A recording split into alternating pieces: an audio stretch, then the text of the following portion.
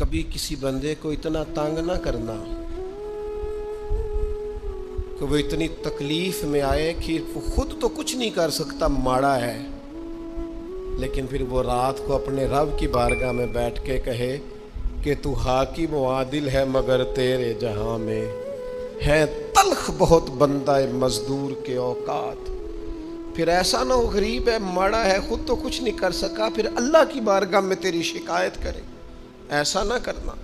میرے نبی پاک علیہ السلام کے درویش صحابی تھے حضرت سعید بن زید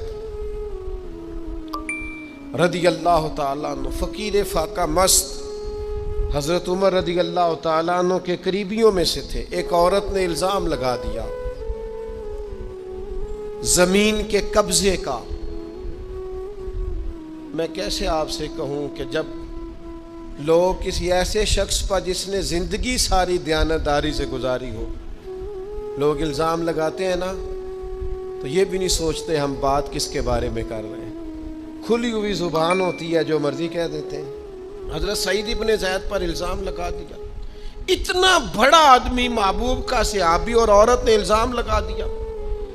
اور جب اللہ والے بد دعا دیتے نہیں، لیکن جب کوئی تکلیف اتنی دے، کلیجہ پھٹ جائے، پھر بندہ کیا کرے؟ وہی بات کہ اب وہ کچھ کہہ نہیں سکتے تھے، ایک عورت پر کس طرح کوئی بات ہو سکتی تھی؟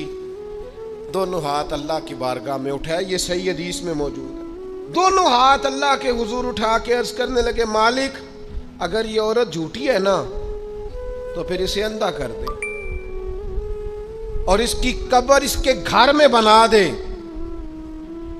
صحابہ فرماتے ہیں کہ حضرت سعید ابن زید کا تو وصال ہو گیا، زمانہ گزر گیا، لیکن ہم نے پھر اس بی بی کو اندھا ہوتے دیکھا ہے، پھر اس کے گھر میں کنواں تھا اور ہم نے اسے اپنے ہی گھر کے کنویں میں گر کے مرتے ہوئے بھی دیکھا ہے۔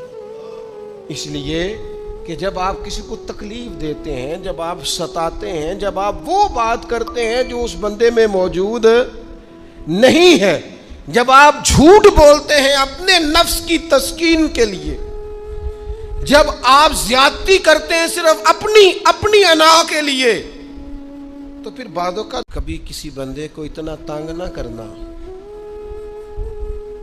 کہ وہ اتنی تکلیف میں آئے کہ وہ خود تو کچھ نہیں کر سکتا، ماڑا ہے، لیکن پھر وہ رات کو اپنے رب کی بارگاہ میں بیٹھ کے کہے کہ تو حاکم و عادل ہے مگر تیرے جہاں میں ہے تلخ بہت بندہ مزدور کے اوقات۔